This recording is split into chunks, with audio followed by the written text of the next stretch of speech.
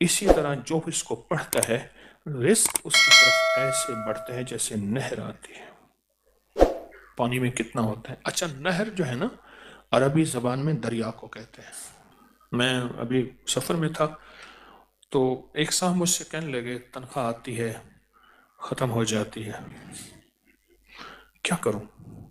میں نے کہا 129 دن مجھے دے دے اور دے اللہ کے لیے.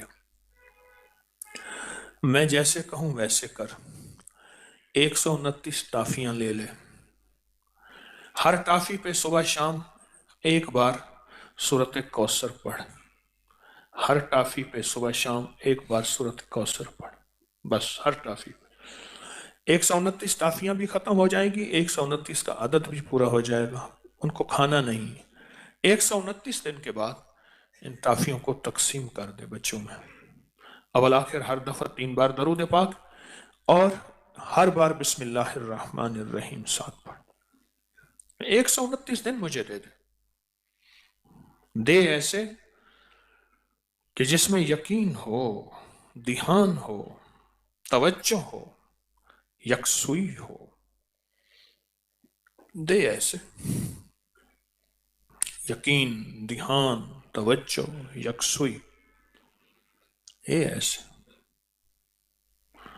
اور پھر دیکھ قدرت کے نظارے.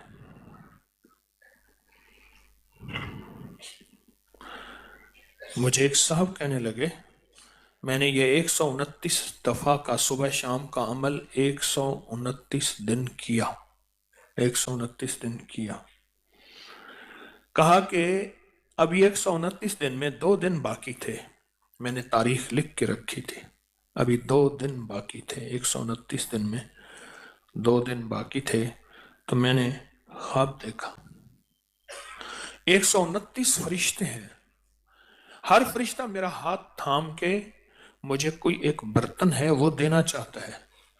آخر ان میں ایک طاقتور فرشتہ ان میں سبقت پا گیا. طاقتور فرشتہ اس نے میرا ہاتھ تھاما اور ایک برتن دیا. کہا کہ برتن ایسے نرم تھا جیسے کوئی پھل ہوتا ہے، لیکن جب میں نے اس میں کھولا تو اس میں 129 موتی تھے. اور کہا مجھے تو میں نے انہیں ان سے کہا یہ 129 موتی کس لیے ہیں. کہا کہ تو نے جس یقین، دھیان، توجہ سے یہ عمل پڑھا،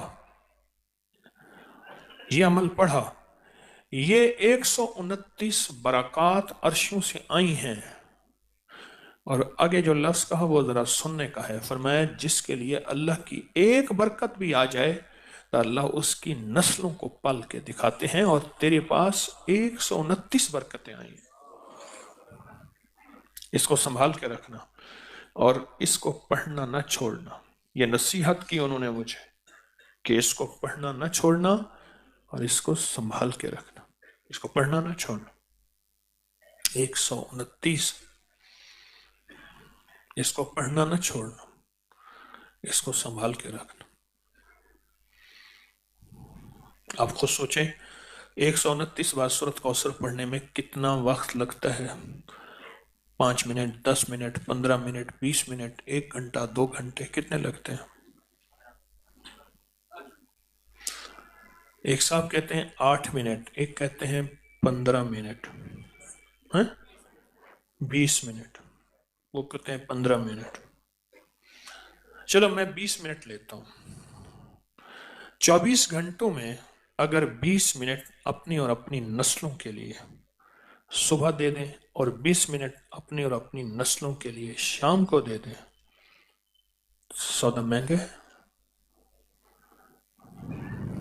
ایک بات ذہن نشین رکھیے گا، آنے والا وقت اتنا مشکل ترین وقت آ سکتا ہے، اتنا مشکل ترین وقت کہ مہنگائی، روزی روٹی، رزق انتہائی مشکل وقت ہے آنے والا.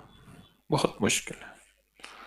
کوئی خوش قسمت انسان ہوگا جو آنے والے وقت میں کہے گا کہ میرا رزق کشادہ ہے، میرا رزق کشادہ ہے، میرا رزق کشادہ ہے. الا ما رحم ربی، جس پہ اس کی رحمت ہوگی کہ میرا رزق کشادہ ہے. چند سالوں میں جو مہنگائی ہوئی ہے، کیا یہ ہمارے گمان میں تھی، خیال میں تھی، سوچوں میں تھی؟ یہ بادشاہ کا قصور تو نہیں ہے، یہ تو عرشوں سے فیصلے ہوئے ہیں۔ میں ایک آپ کو یقینی بات بتاؤں، آپ اس مہنگائی سے نہیں گزر رہے جس مہنگائی سے دنیا کے ملک گزر رہے ہیں۔ آپ نہیں گزر رہے، یہ میری بات حقیقتاً ہے۔ جب انسان باہر نکلتا ہے پتہ چلتا ہے یہ کیا، اور یہ کیسے ممکن ہے، اور یہ کیسے ہو سکتا ہے۔ انسان جب باہر نکلتا ہے پھر پتہ چلتا ہے۔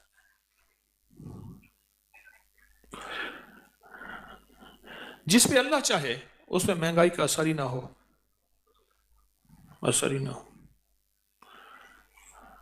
درباروں کے مجاور اور گدی نشینوں پہ قیامت تک شاید مہنگائی کا اثر نہ ہو۔ ہر چیز تو اللہ کے امر میں ہے، کبھی بھی نہ ہو۔ لوگ جن کو زبردستی پیسے دے جائیں، اور زبردستی، ہمارے ہاں ایک مختوم صاحب تھے، میرے والد صاحب رحمۃ اللہ علیہ نے بتایا کہ وہ جھاڑو دیتے تھے۔ مجھے ایک دفعہ لے گئے ان مختوم صاحب کے پاس، ان کا باغ اور ہمارا باغ جو ہے وہ اس کو بالکل قریب قریب تھا۔ بہت محبت کرتے تھے والد صاحب رحمۃ اللہ علیہ سے۔ تو وہ ایک بندہ جھاڑو دے رہا تھا، اس نے کہا اس نے اپنی زمینوں کی زمینیں، مربوں کے مربے منت کر کے مخدوم صاحب کے نام کرا دی، اور صبح شام روکھی سوکھی روٹی ملتی ہے، اور ساری زندگی یہاں جھاڑو دیتا ہے، اور کہتا ہے مر جاؤں تو بس کفن دے کے کہیں دفن کر دینا، یہی میری متاع ہے۔ ہمیں یہ توقع نہیں رکھنی، ہمیں تو اللہ کے خزانوں سے لینا ہے کہ ہاں کوئی آئے ہمیں اپنی زمینیں دے جائے، پھر ہم عیش کریں، پھر ہم بھی مخدوم بن جائیں۔ کبھی نہیں، نہ سوچیں گے، نہ گمان کریں گے۔ یقیناً ان مخدوم صاحب نے بھی کبھی نہیں سوچا ہوگا، میرا گمان ہے۔ ہمیں تو اللہ کے خزانوں سے پانا ہے۔ کس کے؟ کس کے؟